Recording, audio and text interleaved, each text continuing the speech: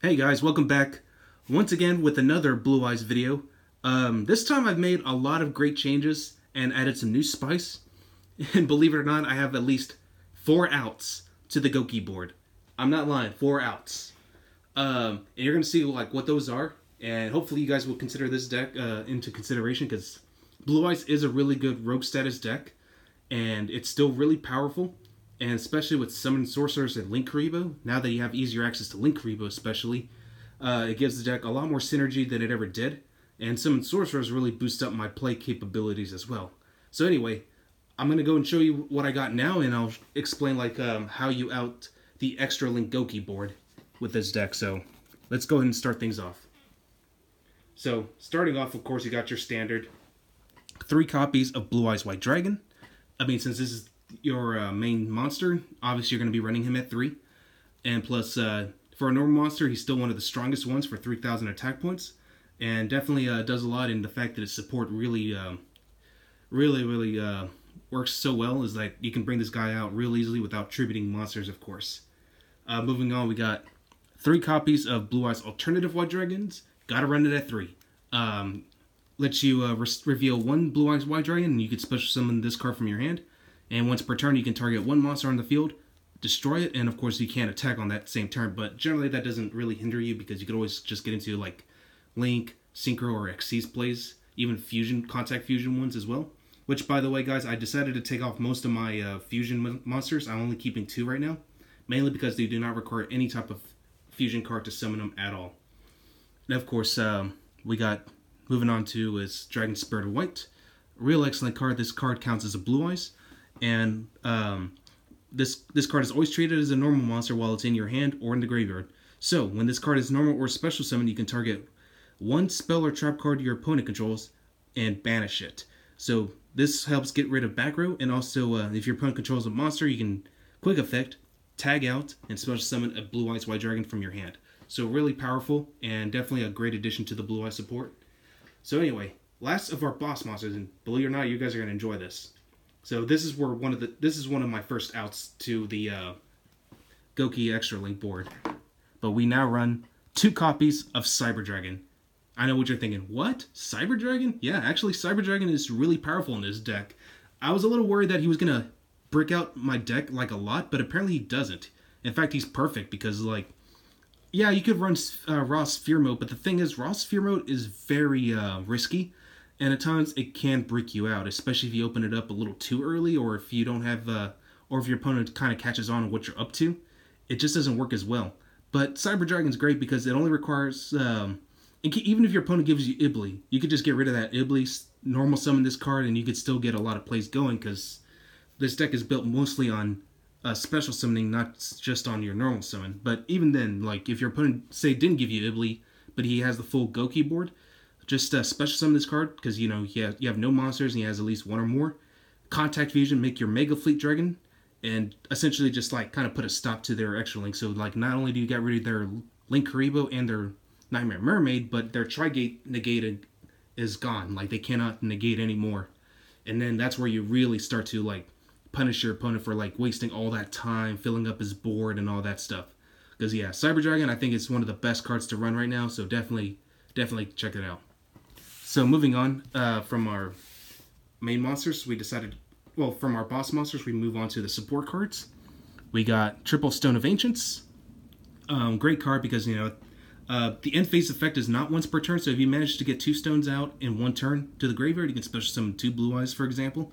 The only thing that is once per turn is its banishment effect. So if you banish this card from your graveyard to add a Blue Eyes from your graveyard, back to your hand, that effect is once per turn. And of course we have the one White Stone of Legend, which is a great way to bait out Ash Blossoms, so it combos really well with Melody of the Awakening Dragon.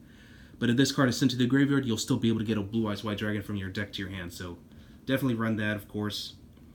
We got Triple Sage, amazing card. This surges out all your level 1 Light Tuners, especially Effect Veiler. So, and also you can discard this card from your hand, target and send 1 effect monster you control as cost. So even if they like negated the effect with Trigate Wizard, and they give you the Ibly, you could also do that. So this is basically out number 2, I believe. Yeah, because you want to be able to still special summon monsters. So, like, yeah, get rid of that Ibly at all costs, if anything. But in general, Sage is great because, you know, you can also target, like, one of your stones. You can target your Master with Eyes of Blue. Make room for that. Make room for your extra monster zones, so get rid of the Mega Fleet Dragon with it. So, yeah, Sage is great. Definitely run it at 3.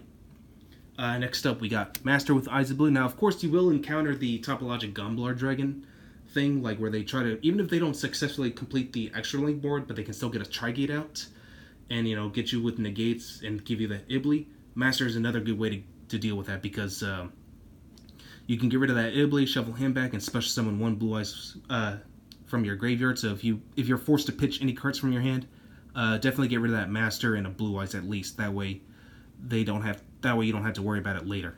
So even if they called by the grave it, or even, you know, what was it, Trigate, you still pay the cost of getting rid of that Ibly. So yeah, Master with Eyes of Blue, definitely a great card. Now, of course, I'm just focusing on Goukis here, but I do have a side deck, you know, to deal with anything else like Sky Striker, Trickstar. I rarely see Ultrageist, but I never actually dueled an Ultrageist player yet. I've yet to play one. Pendulums, of course, I still see plenty of those guys, and I know how to get rid of them, and I'll get to that later. So anyway, that's it for the Blue Eyes support cards. Let's just go and get on to the hand traps. We are running 4 hand traps.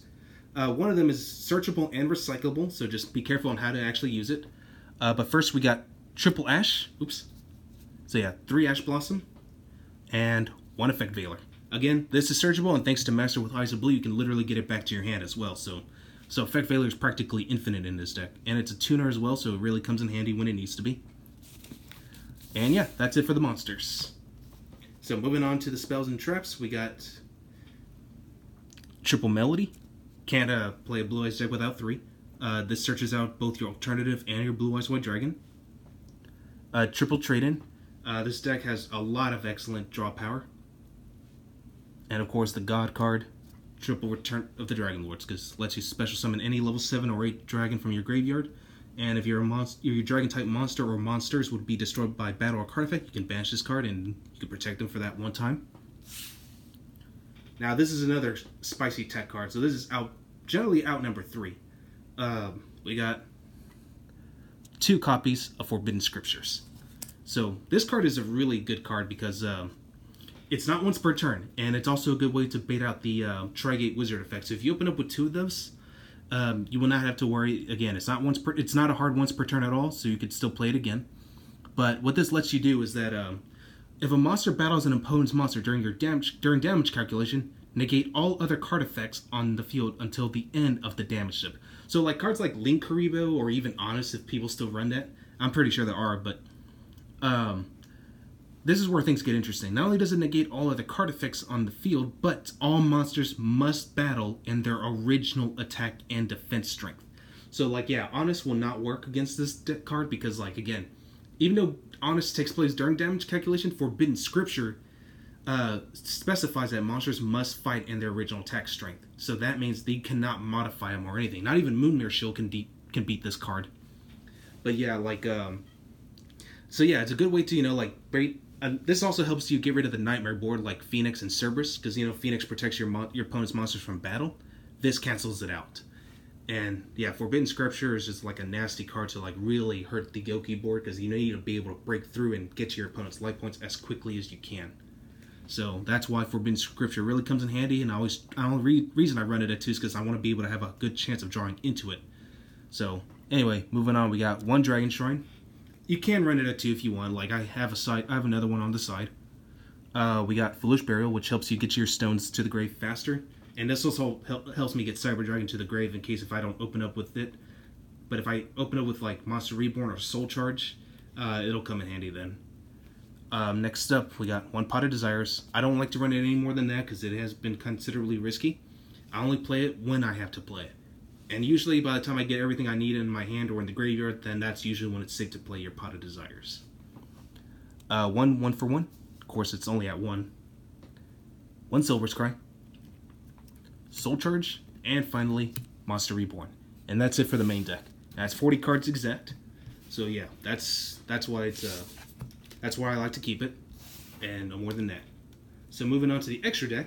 In case you already noticed earlier, we have Summon Sorceress. Yeah, I finally got one. Thanks to my friend Hawkstage, so thank you again, bud, for getting me this. But yeah, Summon Sorcerers really comes in handy because it helps you get a lot of plays going. It requires 2+ monsters of the same type, so it could be pretty much anything. Dragon, Spellcaster, you name it. The only key is that you can't use tokens. Now, what's great about this card is that if this card is Link Summon, you can special summon one monster from your hand in defense mode to your opponent's zone that this card points to.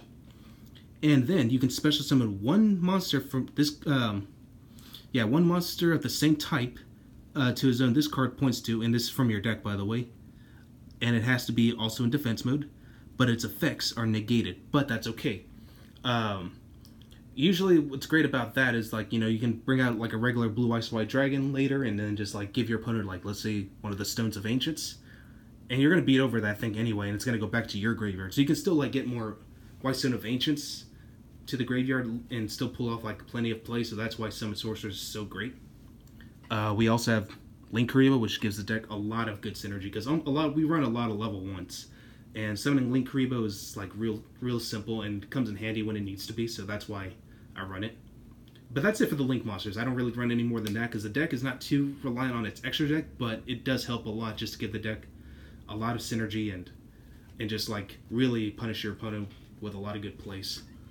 So moving on to the only 2 fusion monsters we have. One of them is Twin Burst Dragon, as you can see. Just requires 2 Blue Eyes White Dragons, no polymerization needed. Can attack twice on your opponent's monsters. And also, if it fails to destroy a monster in battle, it automatically banishes it. So this is technically out number 4, actually. You know what? Now that I think about it, I have at least 5 outs. So yeah, Twin Burst Dragon, because I totally forgot about that little effect, so my bad. So yeah, and he can't be destroyed in battle, so Twin Burst is great. And of course, I mentioned because of the Cyber Dragon, you're going to be running Mega Fleet Dragon, because you could literally contact fusion using monsters in the extra monster zones, and it specifies that it doesn't matter who controls it.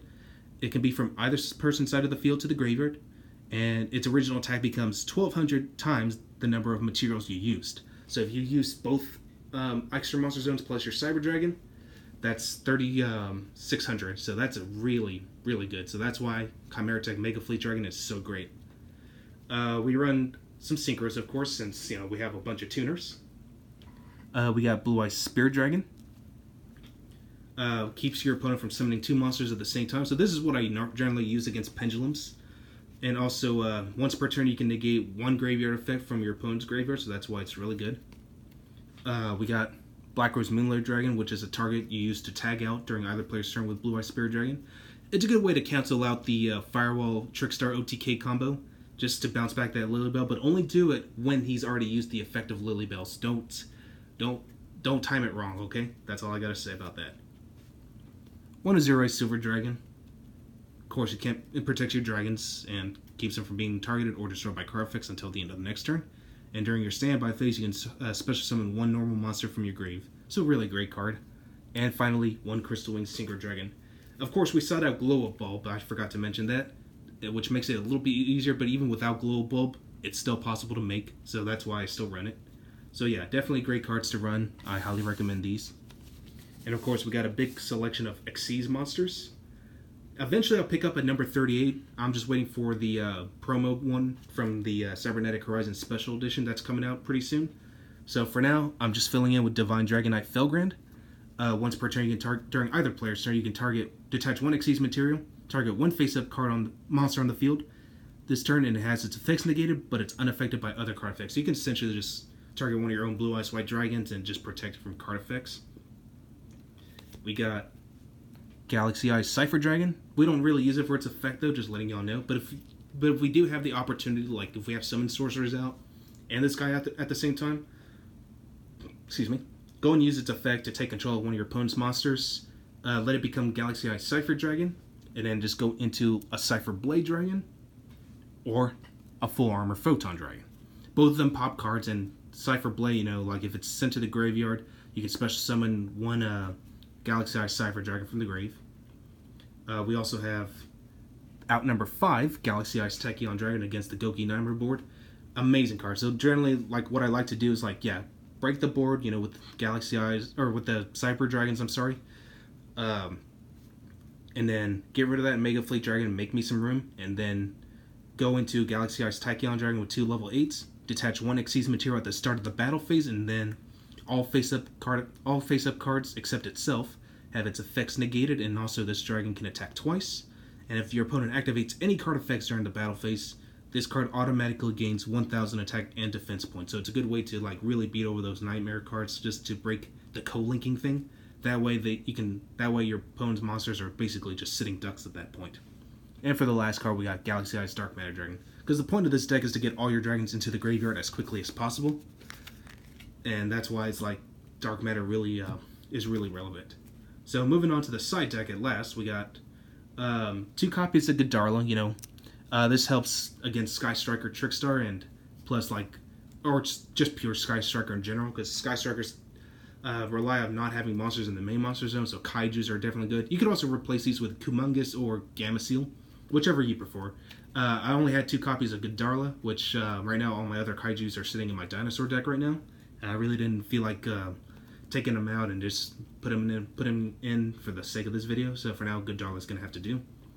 Another good card against like Pendulums, Arcbreak Dragon. This also hurts Burning Abyss as well, as long as I can chain off of it just fine.